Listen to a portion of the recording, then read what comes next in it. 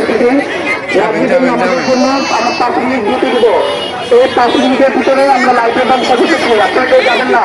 আমরা লাইটের ব্যবস্থা পরে আমাদের র্যাপিড অনুষ্ঠিত হবে, আমাদের লটারি অনুষ্ঠিত হবে। আমরা লাইটের ব্যবস্থা অনুষ্ঠিত যাবেন না। নামাজের জন্য 5 মিনিট বিরতি।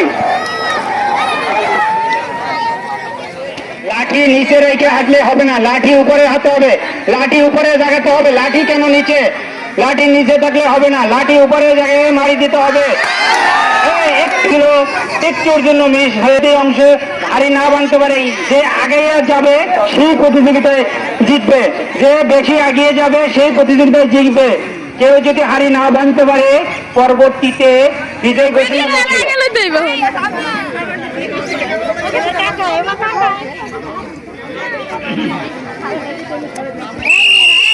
এ পর্যায়ে গুটি গুটি পায়ে এগিয়ে যাচ্ছেন জাকির জমাদ্দার, গুটি গুটি পায়ে এগিয়ে যাচ্ছেন জাকির জমাদ্দার।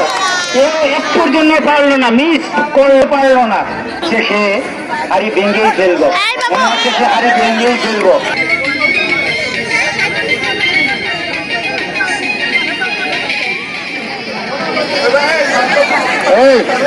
লাঠি নিচে রাখলে হবে না, লাঠি জাগিয়ে দিতে হবে, লাঠি নিচে। বাবা হাতে হাড়ি ভেঙে ফেলবে, আরে বাবা এই তো লাসুদ হাজার আত্মীয় ক্ষমতা। এবার দেখি ওই দিকে ম্যান ক্ষমতা, ওই দিকে হাড়ি।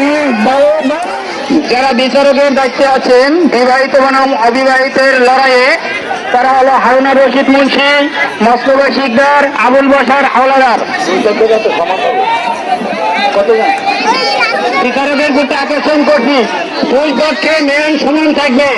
বিচারকের প্রতি আকর্ষণ করছি, দুই পক্ষের ম্যান সমান থাকবে, দুই পক্ষের ম্যান সমান থাকবে। বিচারকের প্রতি আকর্ষণ করছি, দুই পক্ষের ম্যান সমান থাকবে। কোনো বিশৃঙ্খলা চলবে না, কোনো বিশৃঙ্খলা চলবে না। বিবাহিতের পরীক্ষা রাস্তার উপরে নিয়ে যাবে, অবিবাহিতরা মাঠ ওভার করবে।